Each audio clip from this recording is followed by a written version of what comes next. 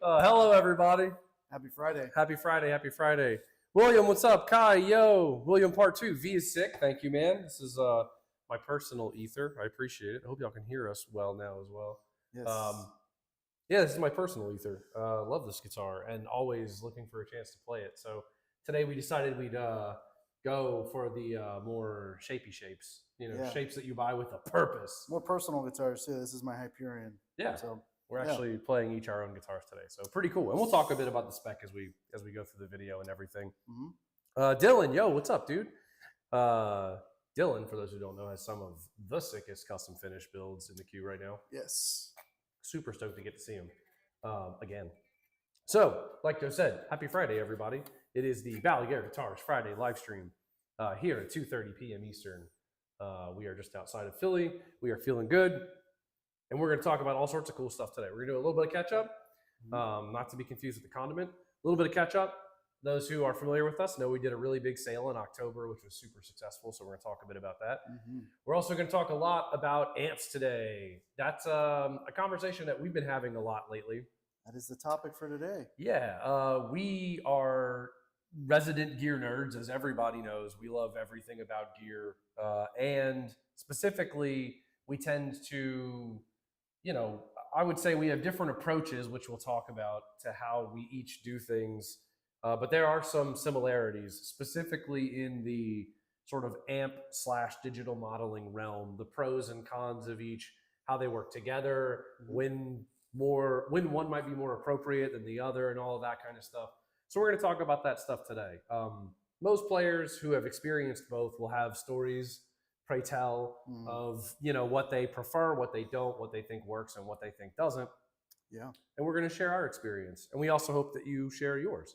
We're super stoked to hear what everyone else thinks, because this is a topic of conversation that comes up invariably at all times with anyone who's into gear, at every trade show, at every jam, at every sit down. So we figured we'd give our 2 cents while we're at least our current 2 cents while we're thinking about it. Yeah, analog versus digital. Yes. Paul, yo, what's up? Paul Bradshaw, shout out a friend that I made at Guitar Summit who has a bitchin' YouTube channel. Be sure to check it out. He's a great player. Says it's Finn's having dinner. Yo, what's up, dude? So Paul and Sven were both hanging out with me at Guitar Summit and are the raddest of dudes. Man, that's so cool. Nice. I appreciate you guys stopping in, and it's good to hear from y'all. I hope you guys enjoy dinner, and be sure to stay in touch. So, straight into the catch-up stuff. October, spoopy month. Yes. Our favorite month, our favorite season. Very spoopy. Predictably. And we did something cool this year.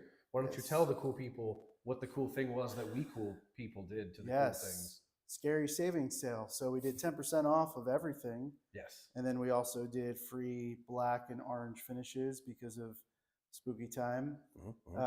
And yeah, it went over really well. We got to get a lot of really cool builds into the queue. Some people took advantage of it for pre-orders of production runs that we have going on, which we'll get into in a little bit here. And yeah, it was a really cool event. And we also did some stuff in our Facebook discussion group, which we try and do around sales and events to just garner some engagement with the community. I think it was a mock-up competition we did where we gave away some free merch. And so yeah, if you're not in the Facebook discussion group, make sure to go join. If you're not on Facebook, I understand. Yeah, we do understand. Yeah, but if you are on Facebook and you're not in the discussion group, please come hang, because it's a cool time. Yes, especially if it's your first time. Yo, Basilisk, what's up? Thanks for joining. If it's your first time around, we do this every other Friday at 2:30 p.m. Eastern U.S. time. Yep. And the Facebook discussion group is sort of, if you're unfamiliar, it's where we really are every day. So we do this every couple weeks. We have cool chats about everything, about fun topics, and we kind of rib each other about stuff. But if you want to really participate in the sort of daily conversation of Balaguer, which includes spec additions to the builder, cool ideas, giveaways, and just general sort of spec chat from people who either own Balaguers or want to own Balaguers or have owned other guitars and just want to sort of chip in their knowledge. We try and keep it you know, chill and wholesome, and it's definitely you know, less vitriol than your typical forum, but still really good knowledge that a lot of us have accumulated over years that most of us don't care to count anymore. So Yeah. be sure to check out the BGFBDG, the Balaguer Facebook discussion group. Got them. And yeah, like, comment, subscribe, and we'll hop right into it. Brandon, yo, what's up, dude? Love my Hey. Diablo Evertune. Will says, yeah, that's we've talked about the Evertune a lot, and we'll probably do a dedicated live stream about it. We've done one in the past. We'll probably do another one because we love the Evertune, especially before the end of the year. Yeah. Nick. Oh, Nick. Yo, yeah, made one. He did indeed. Nick Cafeteris, awesome friend of the channel, super rad dude. What's up, Nick? Kai says nothing but good vibes in that group. Thanks, man. We try our best. And dudes, so many awesome people in the chat today are people that are in the Facebook discussion group. Yeah. So it's cool to see kind of the ping pong where we get to do that thing, and then we come in here and everyone just kind of gets to be goofballs. Yeah. So it's a blast. Also, there's artists in there popping around here and there, so it's always a good hang. Brandon says, I didn't know we were getting Super Trooper Jake today. Nice. Mother of God. Yes, it's one of my all-time favorite movies, by the way. Yeah. Actually, Joe chickened out on me, but he may be joining me sooner rather than later. I didn't know this was a thing that was going to happen. Every November, and I've mentioned it in past live streams, I do the Distinguished Gentleman's Ride, which is a fundraiser for men's mental and physical health. It's a motorcycle group ride. And it happens in the summer, and in the fall, in November, we do Movember, where you shave your mustache to raise awareness for men's health, mental and physical health. So that's what the scoop is with that. And you'll see Super Trooper Jake for at least another month. I think tomorrow I'll come in with a freshly manicured stash. Yeah, leave the comments. It's already there. Leave the comments if you want to see Joe Stash-tastic. Yeah. Joe grows some wicked mustache. I'm like the Ned Flanders, and Joe's got like full on Tom Selleck. Well, I'm super jelly. It's patchy everywhere else. It's just literally the stash and the goatee. It's my Hispanic origins. Hispanic origins. Any update on EU distribution? Paul says. No updates that we can give officially yet, but I would keep my eyes out. I can tell you that the stuff, and I know we talked about this, Paul, and you were nice enough to put it on YouTube as well, but we're the stuff is on the way to the UK right now for the UK and Ireland. It'll be distributed out of the UK, and then the EU won't be far behind. So keep an eye out. Yeah. We will be sure to announce all of that stuff in due time. Yeah, it's not a matter of if, I think, at this point. It's just when. Yeah. Mario, what's up, dude? Basilisk, excited to get my 30-inch Evertune growler. Hell yeah. Heck yeah, dude. Definitely a sick spec. That's a popular spec too. Super lucky that I was able to upgrade after the announcement. Oh yeah, that's right. I remember you. Yeah. That's awesome. I'm glad we got to lock that in for you. Feels like I'll be one of the first. That's true. And it's definitely it's something that we saw a lot of requests for, and we're glad to be doing it again. And if we're honest, most of the reason we weren't doing it, it wasn't because the Evertune couldn't do it or the guitars weren't built for it. It's just challenging when you get that low and you have that level of string tension to make sure that the guitar is what you want. So we basically decided, like, time investment be damned. We were going to do everything that we could to make sure that you were getting the best guitar possible. So if we ever have any questions, we'll reach out, and know that you can order 30-inch scale guitars with Evertune. Go to the online configurator, BalaguerGuitars.com. Yeah. And build yourself one. But yeah, that's rad, man. Thanks for reaching out. And thanks, Brandon, for the kind words. Yeah, it's rad. Look it up. Movember and the Distinguished Gentleman's Ride. Aaron, yeah, for sure. We were just talking earlier. Kai says 5,000 of those requests can be traced back to me, and the rest are Baritone Obsessed members I paid off. Nice. Yeah, we're Baritone Obsessed has been good to us as a group of players who just enjoy what we do, and we hang out in the forum and the group, and good people. So yeah, as always, Kai, we greatly appreciate it. So yeah, October sale, 10% off of everything, including select customs, free finishes for spooky finishes like black and orange. And that also applied to pre-orders. So Espada Limiteds, Espada Ambience, the new Tony Pizzuti Growler T-Bars, and even the USA series Seraphs were all included, all of which saw some love. Anything that wasn't sold out saw some love during the sale, which was great. Some of those finishes of some of those models are sold out. Some are not. Go to the website, 2024 pre-orders. They're all listed right there. Some have noted that the website is a little slow to load when you go to those things, which we're going to attribute to traffic. Although we do make sure to keep an eye on that stuff. So click, if it's slow, just give it a minute. It will load. Everything is there. Finishes, spec. You can order. You can pay by deposit. You don't have to pay 100% up front.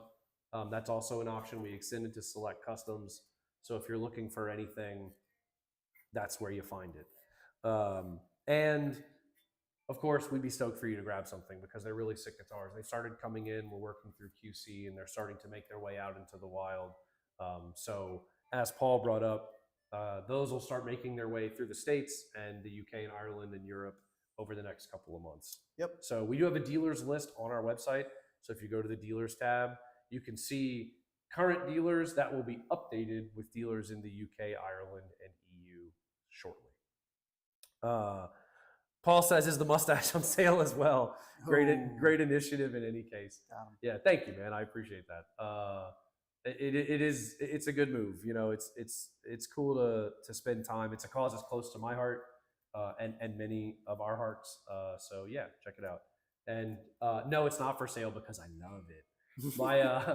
There's no doubt, pretty much objectively, I look better with a full beard. I'm okay saying that. My wife also agrees. Not only do I look way young, but I don't really have a chin. So I'm lucky we have decent lighting in here. It makes me look half decent on the live stream, I hope.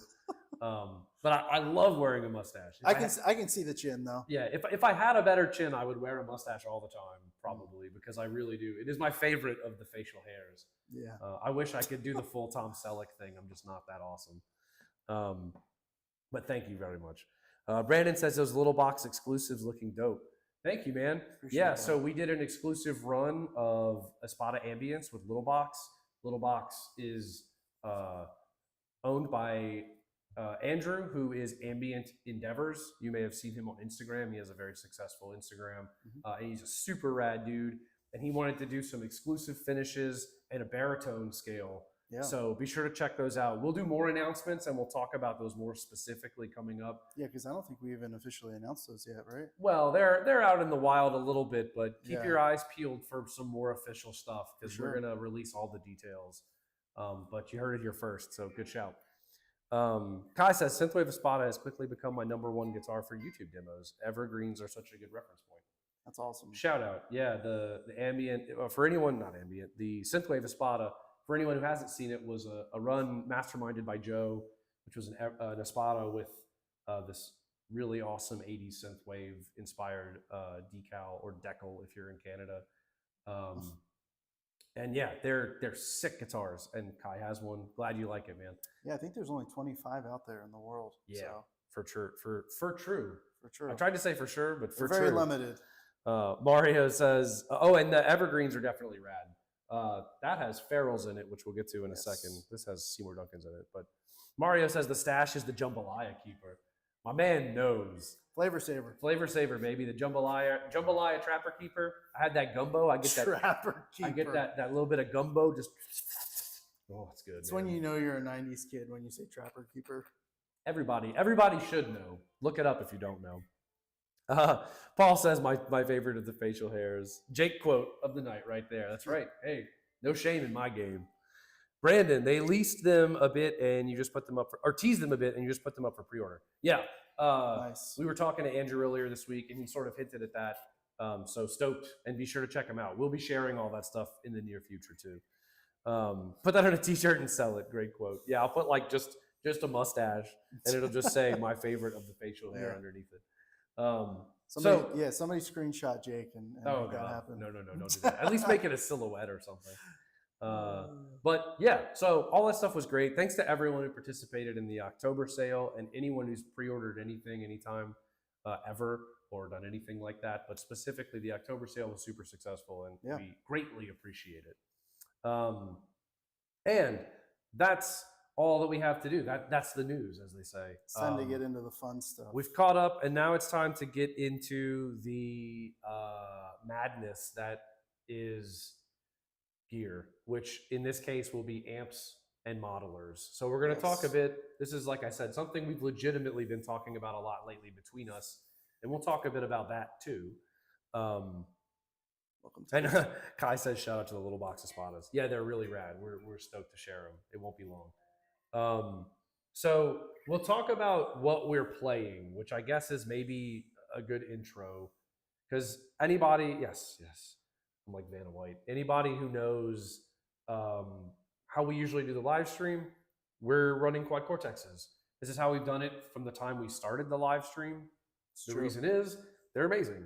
We love the quad cortex. We love digital gear in general. We also love analog gear, not just pedals, but amps as well. Yep. And we're going to sort of talk about, I think, what the landscape used to look like, what it looks like now, what we like, what we think works, what maybe doesn't work, and the pros and cons of all of that. So here's your time, your chance to get in early on the predictions.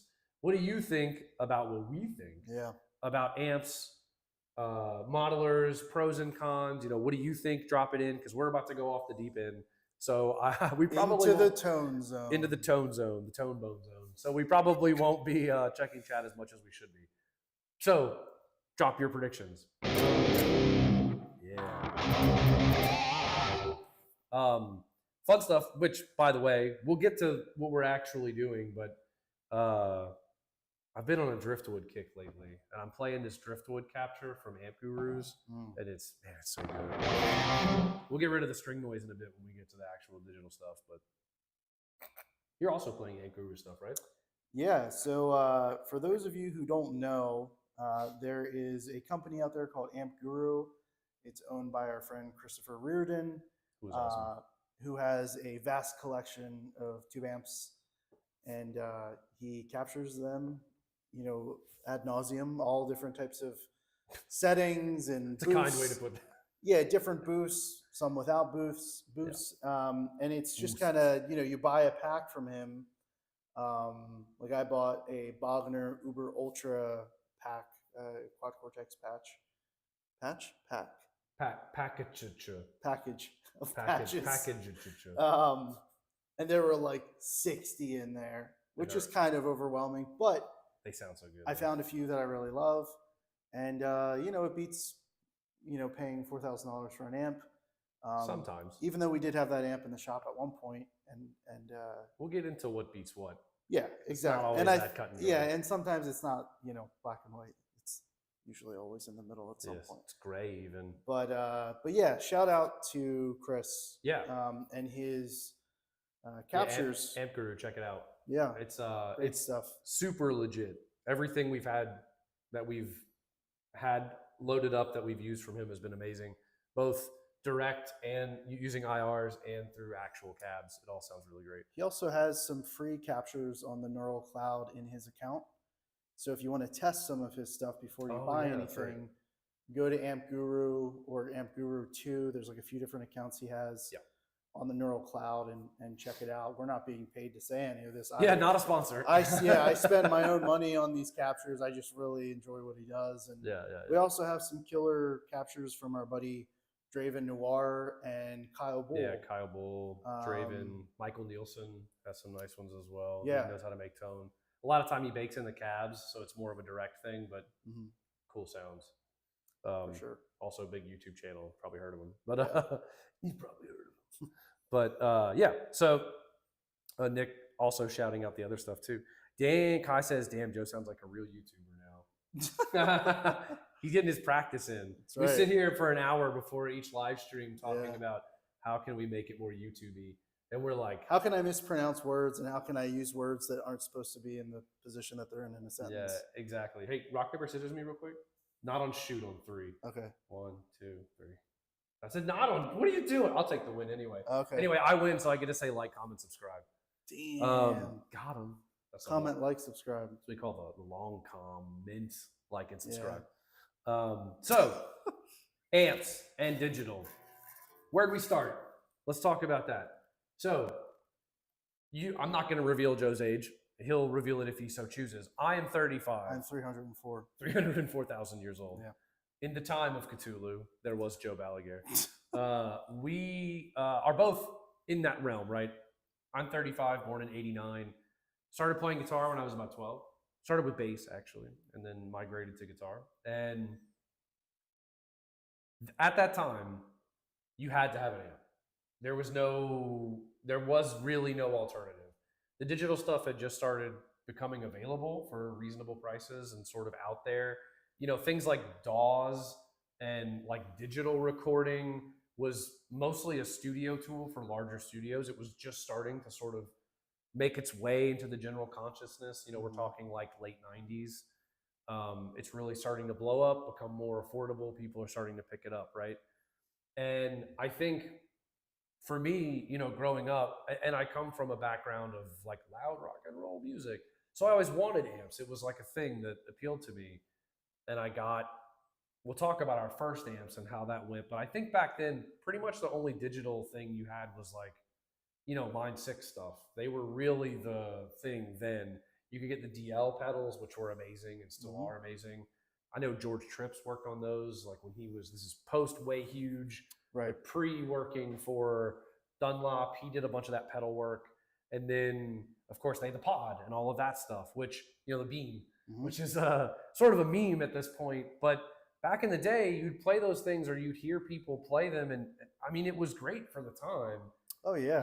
Put to shame now, but it was great for the time. And especially for bedroom use, and as early digital recording was becoming a thing, you could use that stuff. But really to gig, you had to have an amp, in my opinion. And you can correct me if you feel otherwise. Yeah, I mean, I think growing up as a preteen / teenager, like early teens, I didn't have a lot of amps at my disposal. So I think from my own money, got started with digital with a Line 6 pod Bean. It was like the first the red one with the knobby knobs. Yeah, and I had it sitting on my desk, plugged directly into my sound card on my PC.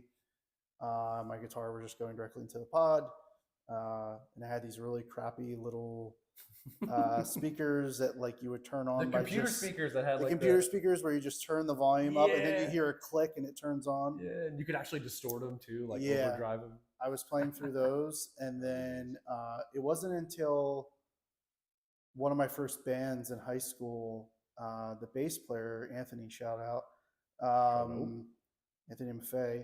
We started practicing over his house. He was a few years older than us, and he just had a collection of tube amps, and he had like an old Mesa Boogie dual caliber head. Ooh, nice. That was like the sort of more affordable import version of the Mark amp, right? I don't think it was an import. I think it was still made in Petaluma. Oh, was it? But it was like more of a rock amp. It wasn't like a Mark Series type of thing.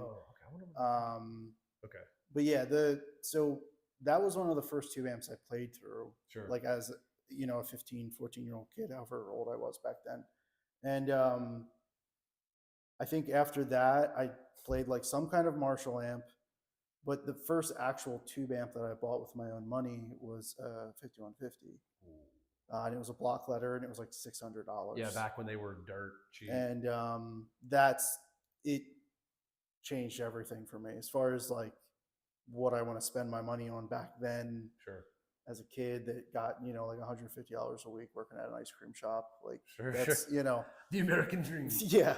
But $7.25 an hour or whatever. Welcome to the latest John Hughes movie. Yeah. Featuring I had to walk up, uphill 10 miles each way. Each way in the snow. But that was the first amp I bought, and I must have been, I don't know, 16, 17 at that time. Sure. But the digital realm back then really was only Line 6, maybe some of the Boss stuff, and like Johnson amplifiers, which I never had experience with. Johnson amplifiers. Yeah, they were like these really huge combos that had like all these built-in effects. I remember seeing one at Guitar Center back in the day in high school and being like, what the heck is that? Because it looked like a guitar combo, but it had like, it almost looked like a rack built into it, and it had all these different buttons and screens. Yeah, look them up, Oh, Johnson amplifiers. But you learn something new every day, kids. yeah, Line 6, I mean, I remember it wasn't soon after being a teenager I heard some of the first demos from Misha Mansour, Bulb. He was known back then, Yeah, you know, in Periphery, and found out that he was using like a Pod a XT. pod, right? Yeah. That's true. I guess that would, you know, it's funny. That probably is the first thing I ever heard that I was aware was like professionally done digitally was Mhm. the early-ish bulb stuff because I didn't get into that until later, but it Right. was still probably my first experience with that. What was your first amp that you owned? Uh, my first amp. So, spoiler alert: my dad was a guitarist. Never wanted me to play. Was like, "You're not gonna do that thing that ruined my life." So it was, you know, here I am. Take that, Dad. Shout out, Dad. Yeah, shout out, Dad, and shout out to all your dads who tell you you can't play guitar and you end up playing guitar anyway. Dad, I don't have trauma. Yeah. And it was so anyway. I started playing anyway because not only did I have the advantage of pissing off my parents or my dad really, but also I just love music. So I had a combo amp because for whatever reason I wasn't allowed to learn, but he kept an old guitar and an old amp, and it was an '80s Fender Super Champ from back whenever a single 10-inch speaker combo from back when Rivera was working at Fender in the early '80s, and he designed a couple of amps that have like more of a gain character to them. They're absolutely sick, like really, really sick amps, and have way more gain than most Fenders you've ever played. And you can actually channel switch them and stuff. Nice. It almost it's very similar to like an old school Mesa Boogie vibe. Super good amps, but that was my first rig, which was inherited. So I was lucky enough to not have to like need an amp until later because I was like, I'm not getting on stage with a combo. Like, this is not rock and roll. I'm not doing this. And I started jamming with some friends in high school. The first band that I ever played in, like, really got together with other guys. I was lucky to have a great friend group with a lot of musicians, and we jammed all the time. But the first band where we actually wrote music and did all of that kind of stuff, um, it was me playing bass because I was playing bass at the time, and the guitarist in the band had a Marshall. Speaking to Paul, because you're absolutely correct, and thanks, Ken. I did the mustache just for your birthday this weekend, dog. Nice. Happy birthday. And like Paul said, it was definitely a Marshall thing for me. Like that's all that I wanted because I was into all of my heroes at the time. I wasn't yet into like any modern metal. All my heroes were playing old school stuff like Marshalls and Boxes. Sure. So that's what I wanted. The guitarist had a TSL 60. So you may remember the JCM 2000 dual super lead, the DSL. Great amps. And then they did the TSL, the triple super lead, which was a 3-channel version of the same thing. He had the 60-watt version on a 412 cab, Marshall 412. And I remember it was $1,000 even. And I worked and I saved, and I ended up, I guess my dad and mom, my mom probably was like, Pete's my dad. My mom was probably like, Pete, your son is literally killing himself trying to buy this amplifier. Just like literally trying to find money anywhere. He's going to end up like selling drugs or something. So you should just help him so that he doesn't have to do this forever. Yeah. So I think I put up $700. Yeah. And my dad put up the other 3. My parents put up the other 3. Marshall TSL 60. Nice. That was the amp that I played until I went to college. So I had that amp for like 5 or 6 years. And I was just in my bedroom doing the thing, like, you know, just the whole time.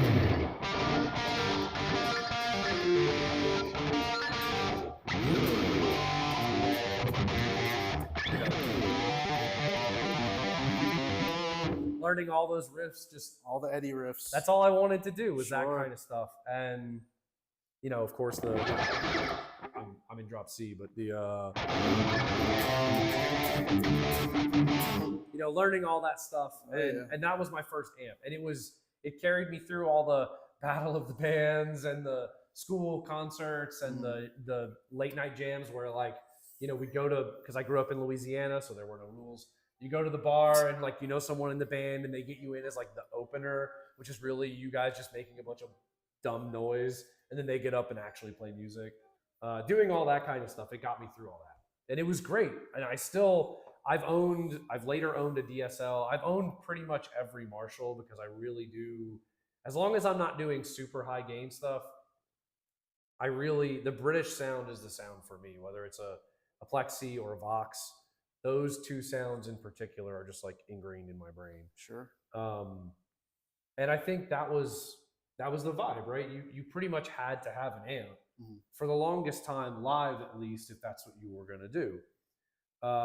Certainly before our time, that was the only way to do it. And then we sort of hit that transitional period of people starting to, I can't remember specifically the first time, but I remember early on seeing a laptop on stage, that kind of thing. And people were like, oh my God, you have a laptop on stage. You can't play music. You're faking it. Yeah. And I'm like, dude, whoever it was at the time, I'm like, this cat is up there destroying the guitar. Sure. And you're just some old head who's like, oh, it doesn't have tubes in it, so it sucks. Yeah. Which we'll get to that in a second. Yeah. But let's catch up a bit real quick. I promise we catch up on some comments. Let's see. Brandon says, Line 6 Spider. Shout out to the Spider. Definitely one of the OG, like, semi-affordable, had the Extreme channel. I had the 2x12 Spider 1 combo. I think they got up to like the Spider 6, yeah. No, something like that. Rad amps, built-in effects, super nasty sounding, but like in a good way. That's good stuff. Paul says Marshalls, yeah, 100%. Nick, can't beat the Spider 4 on insane mode. There it is. On a guitar. The mids on -20 at Guitar Center on Saturday afternoon, and it's 2006. That's, if you existed in that time, that was the sound of Guitar Center, especially because it was like the big box store. You walked in and all you heard was like someone on a Line 6 Spider just, playing the worst Metallica you'd ever heard in your life or something like that. Or it was like...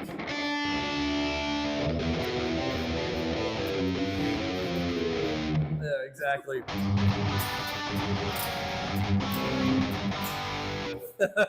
Yep. 100%.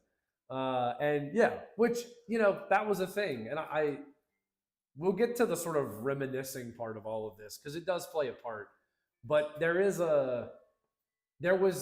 something that we're sad. I think we would collectively say we're sad that experience exists sort of less now. Yeah. Where when you were growing up, at least, back when we were kids, you kind of had to go to music stores. Yeah. Especially if you were local and you lived in a small town. And like when you did that, I have memories of being a kid where it was like, hey, we're going to drive an hour and a half to Baton Rouge to go to Guitar Center. Mm-hmm. And it was just, I could not sleep. I was just like, oh my God, I'm going to see all these guitars that I read about in Musician's Friend. And I'm going to see these amps. Yeah. And I'm going to see see it in person, put your hands on it. Yeah, it was exciting to take a trip to a music store. Such a different experience then. Yeah. And it's still like that too, if you can really, especially with so much being online now, you can go and play these things. And it's exciting. I still get stoked going to a music store because I'm like, wow, I get to see these things. Yep. But it was definitely an experience. So good shout out, Nick. Kai says 2x12 Black Star combo on a 3-mile walk to college 6 times a week. Yes, preach. Also, shout out to Black Star. We agree that they make the best portable stuff on the market right now that actually, like portable amps. We use them here in the shop. Yeah. The ID Core stuff. Yeah, for so good. For the the one, what is it, a 1x8 or something? No, it's a 2. It's a smaller 2x4 or something. They're like little bitty speakers. Super small speakers, but it sounds great for, a practice amp. Yeah, they rip. Let's see. Paul also says, now all sessions and live are with modelers, IEMs. Anything else seems illogical based on the needs of the gig.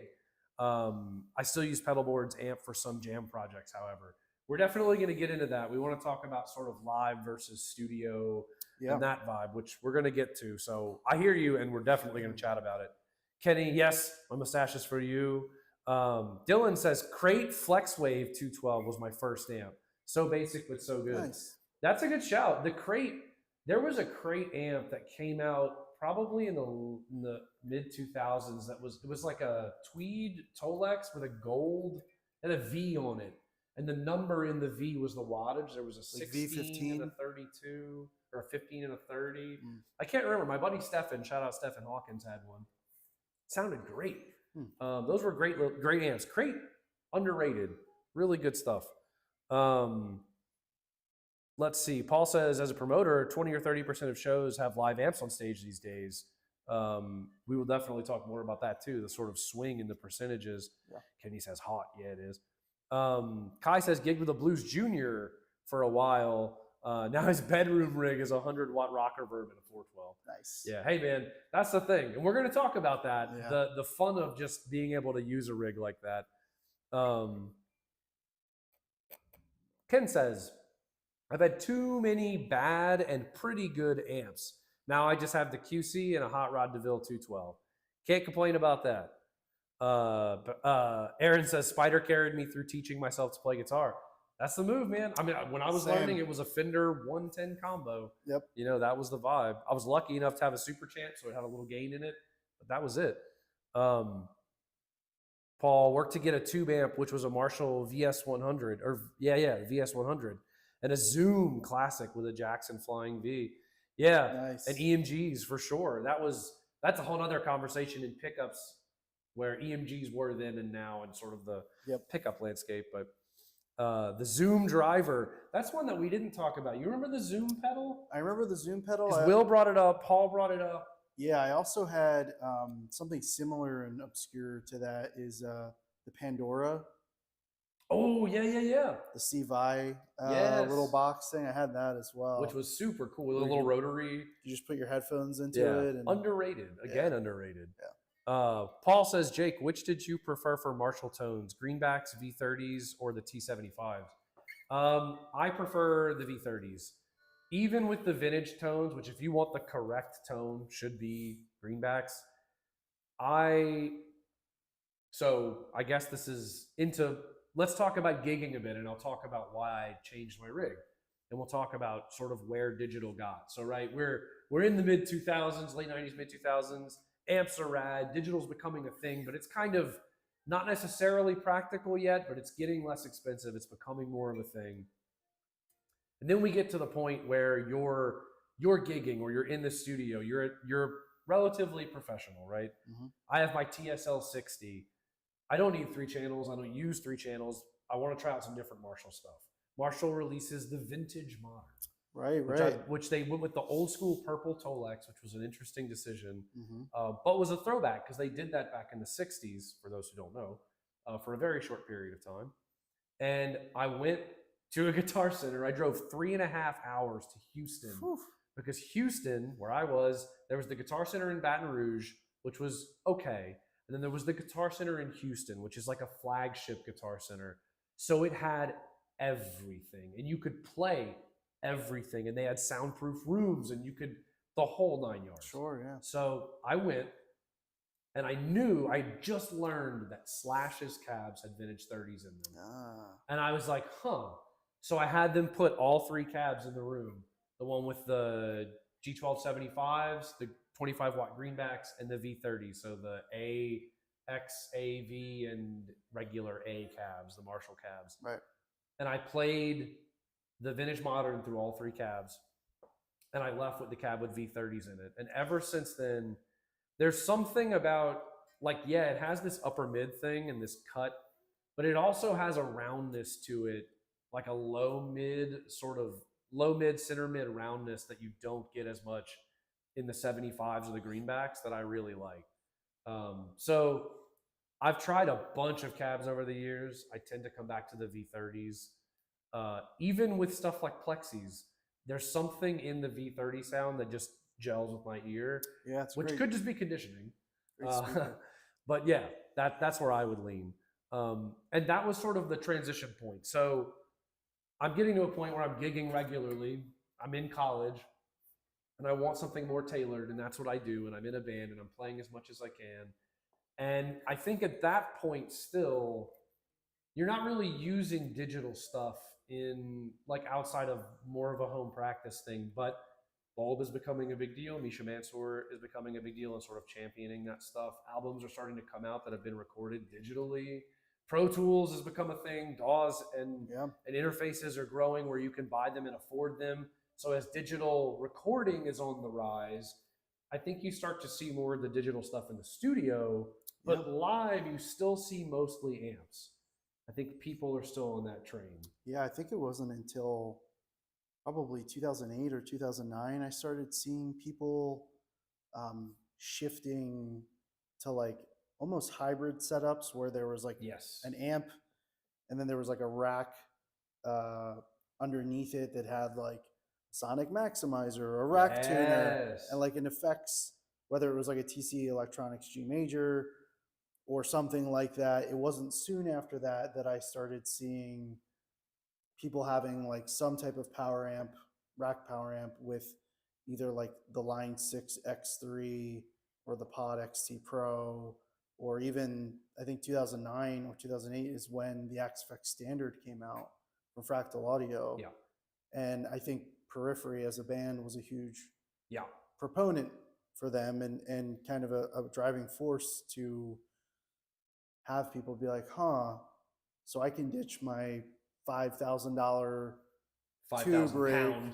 yeah, and just Meaning get weight, not like this rack, which is funny. Like it kind of, it felt like overnight it changed, right? yeah, and but it kind of like reverts you back to the 80s where like people had those refrigerator racks, yeah. and like rack gear started making some kind of a resurgence, Right. but Especially the digital stuff. Yeah, but from a solid state digital standpoint. So I think that was so. I think we're hitting the inflection point hard now, which is, I know for me, I remember the Axe-Fx being like the first business where I felt like if I wanted to make that change, I could do it. I could play a digital piece of gear that would sound amazing and do the thing. It still took me a very long time to sort of adopt all that stuff, but I think exactly that, whether it was Periphery or just bands started touring with that stuff, not being afraid of it. It had the DSP, it had the tones. You could run the show on rails if you wanted to. I don't remember if you could do that with the Standard, but maybe the Axe 2 was when that like really became a thing, where you had the DSP to run the whole show on MIDI. That's on a piano roll, that kind of thing. Yeah. And I think then that's when we get into modern digital, right? Yep. That's when you get into the Axe-Fx. Then you see the Kemper. Obviously, Helix is still doing the thing. I think, unfortunately for Helix, they sort of got tagged to the pod thing and the pedal thing. So like Axe-Fx, kind of, Fractal kind of boom on the scene. Right. And it took Line 6 a while to catch up. But then you have the Kemper, which blows the market up. All this stuff starts changing. Kemper has profiling. And then you get all the way to the Quad Cortex and Neural, and now we're into the realm of plugins and studio and at-home recording. Oh yeah. And I know for me, that was when it happened. When I heard the Quad Cortex, which was not many years ago now, I knew that it had reached a point where I could really do it the way I wanted to do it. Sure. It would do everything that I wanted to do. Not that the Axe wouldn't or the Kemper wouldn't, but I played those things, I gigged those things, I liked them. But there's something about not just the form factor, but the tones and everything about the Quad that does it for me. And I think I want to play some tones. We've talked a lot as digital stuff has sort of blown up. Let's hear some digital stuff. So what are you playing through? And that's the fun part, right? This is a Quad Cortex. I'm playing through a capture of a Driftwood Darkest Nightmare, which has been like my go-to lately. I really like it. Darkest Nightmare. And it's an Amp Guru capture. Shout out to Chris. And it sounds amazing. And I'm playing my Ether, Balaguer Guitars Ether, with Seymour Duncan Invaders in it. And I'll riff a little bit, and then maybe we'll let you talk about your rig. You riff a little bit. And I want to know, when we do this stuff, what do you guys hear? Like, does this stuff sound fake to you? Is it okay only because you're watching a live stream on YouTube? Or do you think that if you heard this tone on an album or at a gig, you couldn't tell the difference or would be happy with that? Because that's really where this conversation is going, is nowadays you can kind of do whatever you want and it all kind of works. And I think next time it would be cool to potentially hook up one of the amps through a Captor X. Yeah, which we also have. And have the QC running in one channel with the same capture as the amp, Yeah. trying to match up the IRs. That could be kind of fun. That would be fun. Let us know if you think that's a cool idea. We'd like to do that. So driftwood. And this whole thing is I have a driftwood signature clean, signature meaning the EL34 driftwood nightmare signature. Driftwood's sorry.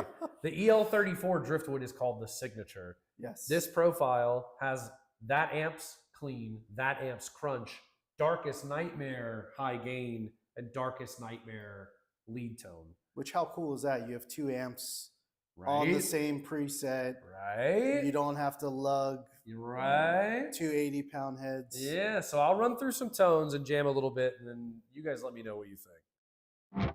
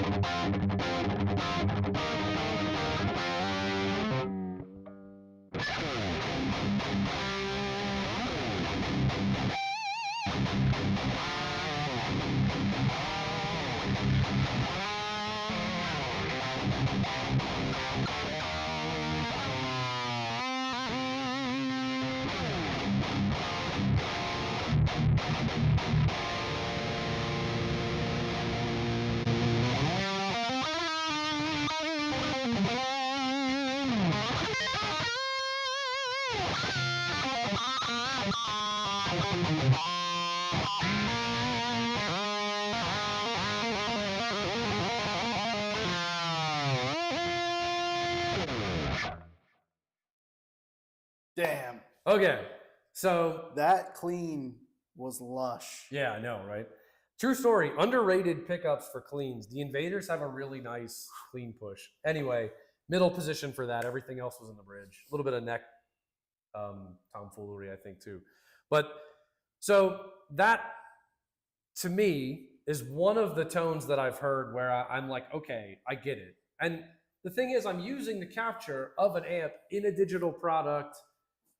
Is it worth just using the amp? Like, do I just take a driftwood? Well, like I was saying earlier, I have the clean from a driftwood signature, the crunch from a driftwood signature, the gain from a driftwood darkest nightmare, and the lead from a driftwood purple nightmare. So technically I'm using 3 different amps, not to mention 2 delays, a compressor, a chorus, a flange, all that stuff is set up, a wah and IRs.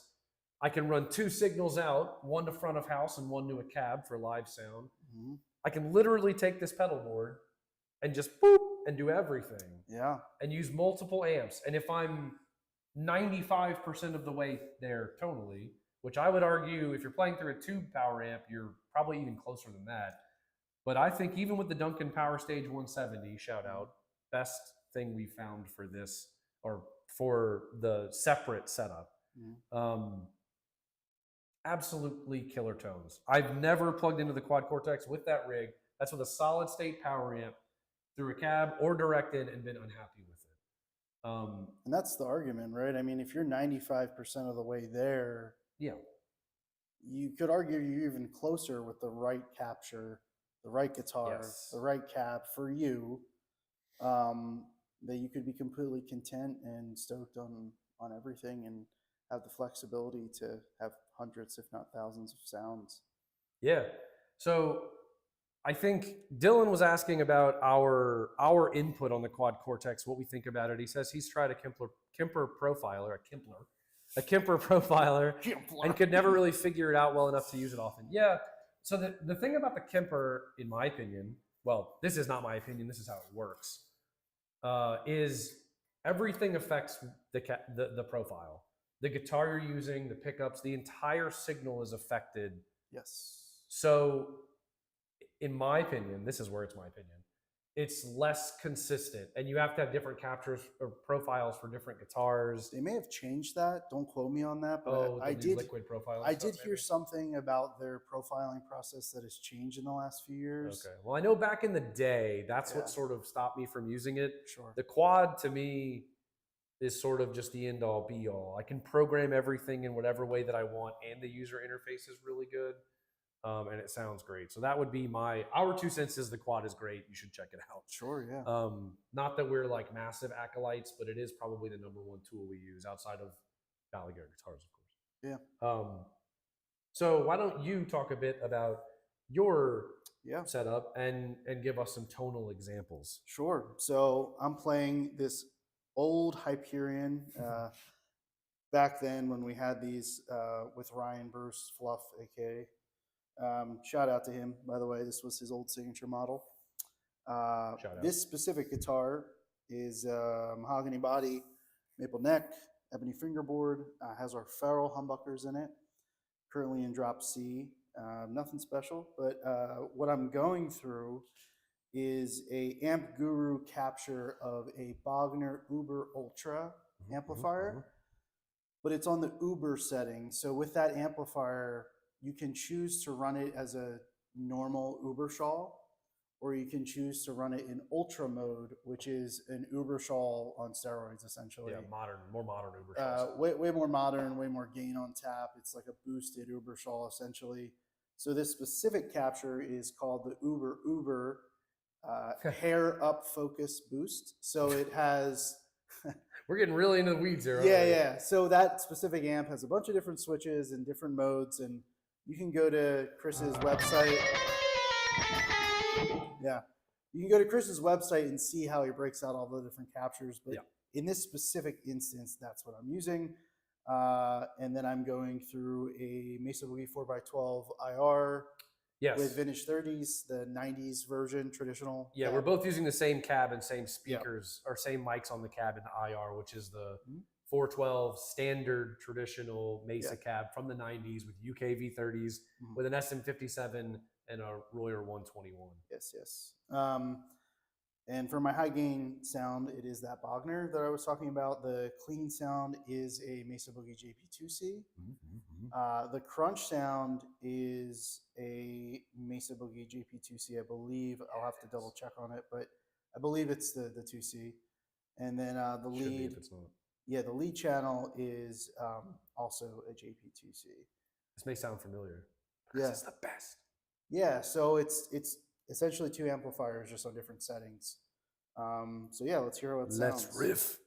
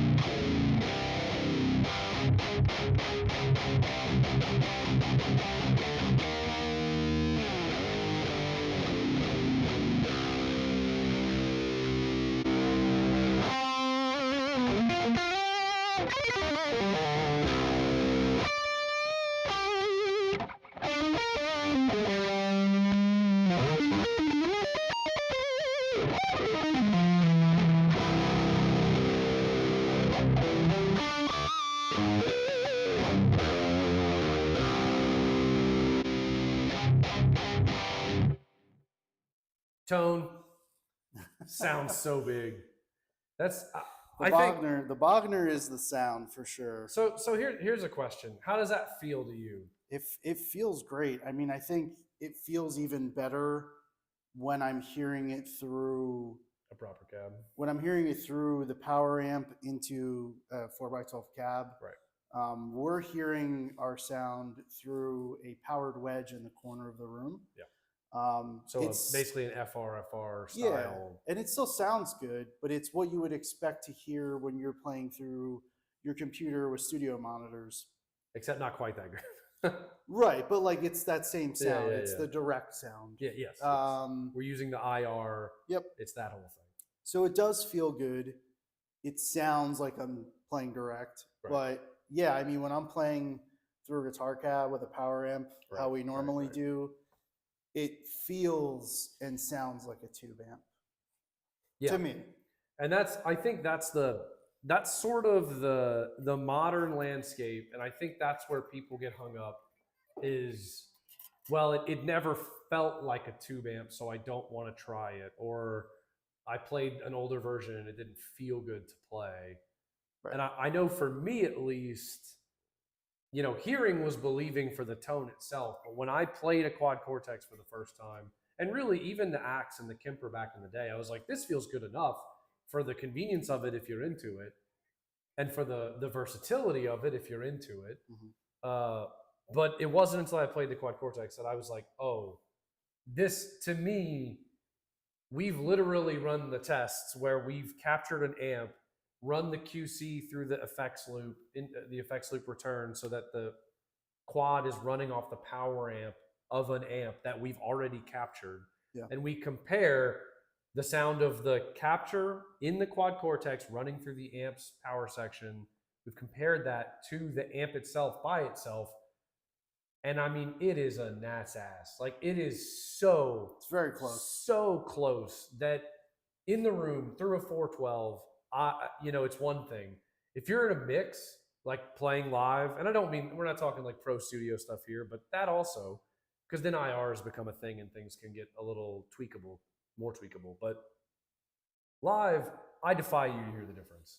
I will put that out there. I defy you to hear the difference if you're running the quad cortex through the amp that you've captured. If you were to play them side by side live, I don't think anyone would ever can hear the difference. No. And I honestly don't think as a player you can feel the difference when you're going to that degree of like direct comparison.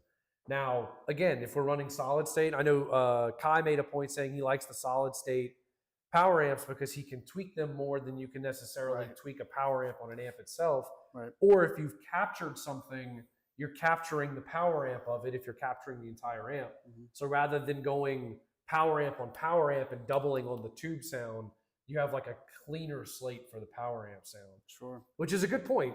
That's something we've experienced where we've captured certain amps that even when you're playing them through a tube power amp, which you would expect to be the best, can feel like tube on tube action. It's coloring the sound too much, where I feel like the solid state power amps are just amplifying the sound. Yes. And I mean, that's what I use a Power Stage 170. It's the best solution I've found for that sort of thing. You're using I'm using the Ritter QC bass, it's called. Which functionally is just so flippin' cool. Yeah, Ritter amplification out of Germany. I found a YouTube video about it, and I just bought one directly from the website. I think it's around the same price as like a Power Stage 200.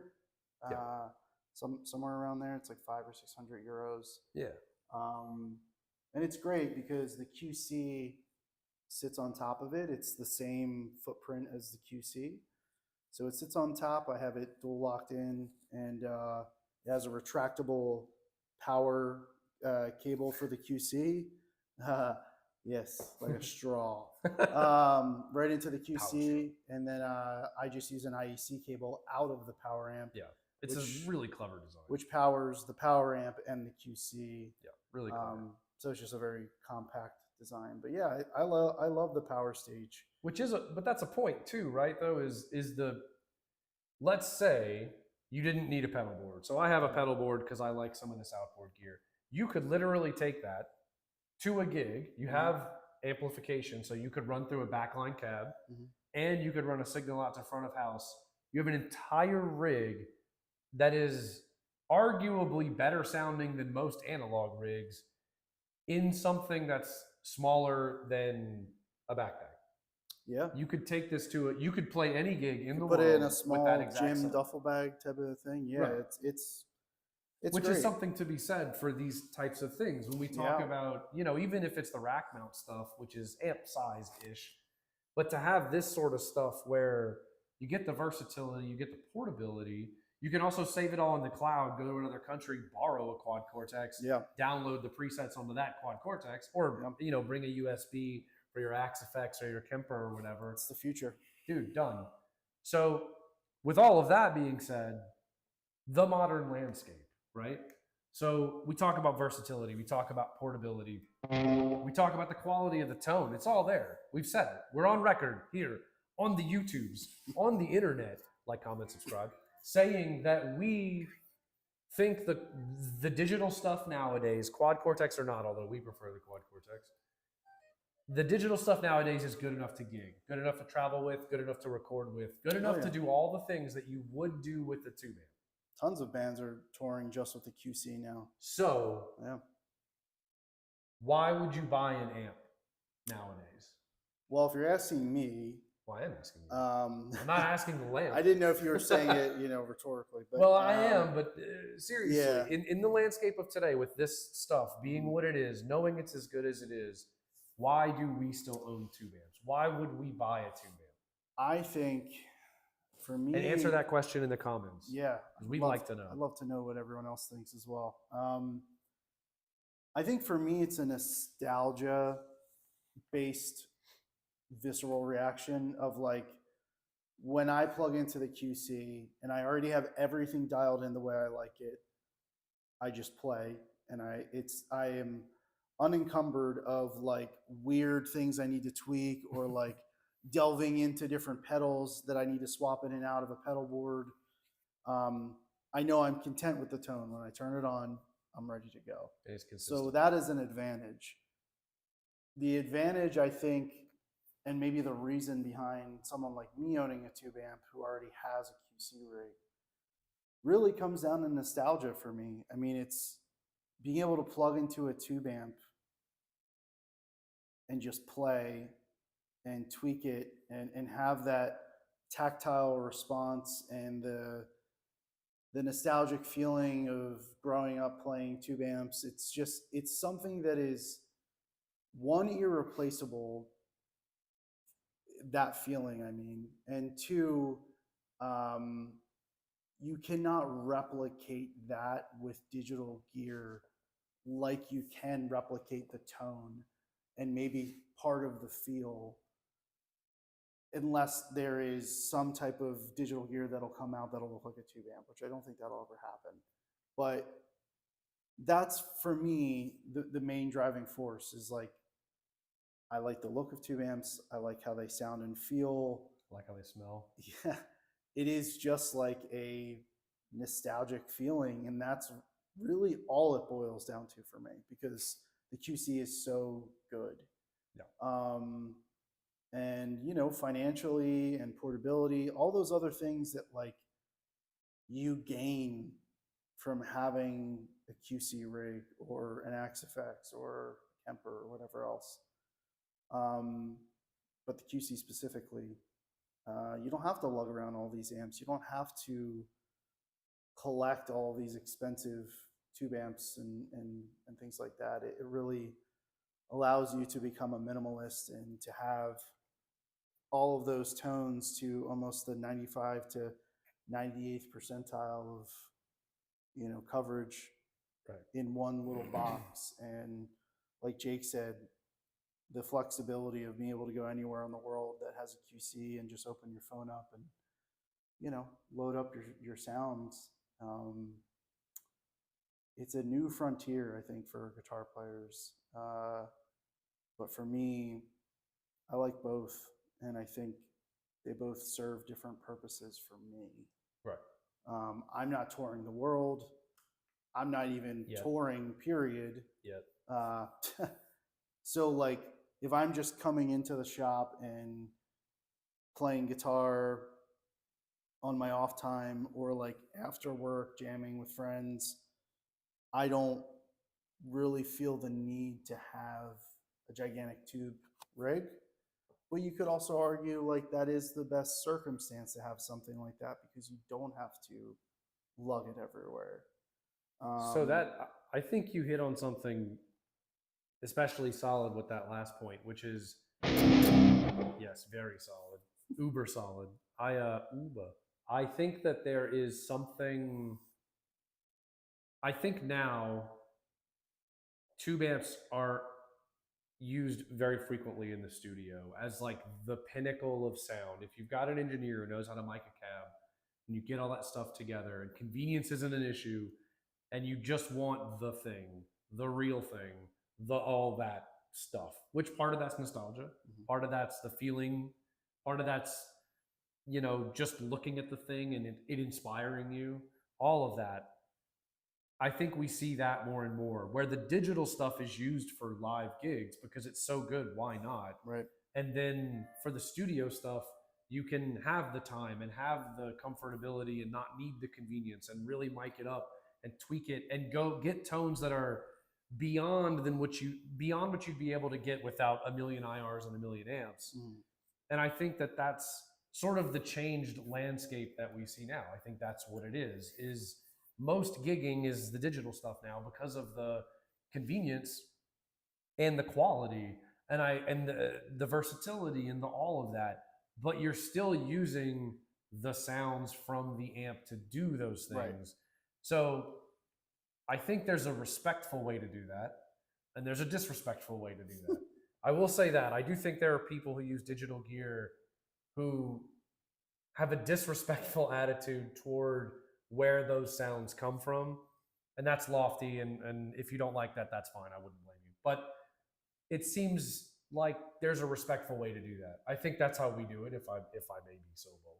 You know, we're not up here saying that, oh, you know, the Quad Cortex has invented the guitar amp. You know, we know what it does and how it's shared, and I think for my use cases it would follow that, you know, having, like you said, being in a space, a consistent space. I want to turn the tube amp on. I want it to make me sweat. I want to smell the tubes get hot. I want all of that. Yeah. But do I want it bad enough to take a $3,000 tube amp on the road and risk, you know, some dude in Berks County, PA, like freaking knocking it over? No. I want my Quad Cortex that I know is going to give me the same tone every time. Yep. It's if I drop it, God forbid, and it survives, I'm not breaking tubes. You know, it's maybe less maintenance, less of that stuff.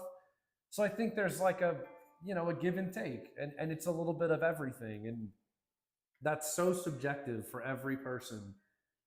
And I think that those of us who grew up with tube amps or amps in general, there's nothing like the feeling of walking up to a 412 with an amp on it, flipping that switch and hitting that first chord. Oh yeah. It's a special thing. That being said, doing the exact same thing with a Quad Cortex doesn't make me unhappy or less happy. No. It's just a different experience. Exactly. And has different applications. That's what I was getting at is Oh, I'm not disagreeing. That visceral like reaction where, you know, the tube amp, it just gives you that. So yeah, let's see what people are saying. So yeah, I think that's all true. And I think that there's an application for everyone. Kai says tube amps are about the convenience. Plug it in, turn it up, done. So we're talking about the convenience of Quad Cortex. As Kai says, an amp is convenient. You just literally, boom, you're there. Adjust the settings super quick, no saving, no presets, no anything, bam. You got a sound. That's a good point. And you're not wrong. Ken says, try recording legit guitar tones in a super awesome recording studio, or for recording legit guitar tones in a super awesome studio. Absolutely true. Mike, yo, what's up, Mike? Mike says, fail-safe backup for live. I run an HX Stomp XL into a Katana, bypass the preamp, and if it fails, just switch to the amp. Nice. Money. And that can go both ways. You can, you know, solid state backups were the thing for a long time. Now you can almost have a tube amp backup, or the opposite backup, or both. And we'll get to that in a second, because that's my preferred use case. Kai says, I don't recommend getting tube amps. Spend 5 minutes figuring out your choice of modeler. Run through a power amp if you need that real amp in a room feel. I do think that for most players, you're right, for what it's worth. Yeah. I think a quality modeler will get you so close that the cost, the maintenance, the weight, the noise, the everything, the size of a tube amp is not worth it for the average player, especially when most amps that we're talking about are designed to be played on a 412. Right. So the whole rig to get the sound that you're thinking of, is quite a thing. Not just the cost, the weight, the size, all of that. So I think you're right most of the time.